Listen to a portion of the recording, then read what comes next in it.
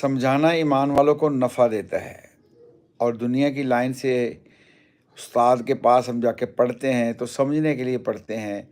अगर किसी कारीगर के पास जाते हैं तो काम सीखने के लिए समझते हैं। तो अल्लाह पाक ने नबियों को भेजा इंसानों को समझाने के लिए। अब क़यामत तक कोई नबी नहीं आएगा, इस बात का यकीन मेरे और आपके दिल में भी हो कि अल्लाह अकबर। तो नबियों वाली जो मेहनत है अल्लाह पाक ने मुझे और आपको ये अता की है। और ये कुरान पाक में आयतें हैं जिसका तर्जुमा है।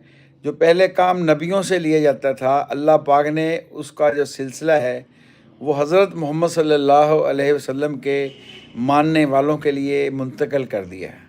यानी कुरान पाक की आयत है, कुंतुम खैरा उम्मतिन उखरिजत लिन्नास, यानी लिन्नास है। यानी यहाँ ये बात समझने की है कि मुसलमानों के लिए नहीं, सिर्फ सारी दुनिया के सारे इंसानों तक, जो क़यामत तक इंसान पैदा होंगे उन तक ये कलमा पहुँचाना, अल्लाह का तारफ़ पहुँचाना, अल्लाह की बात को पहुँचाना, अल्लाह की पहचान उनको करवाना, ये इंसानों के ज़िम्मे, मुसलमानों के ज़िम्मे लगा हुआ है।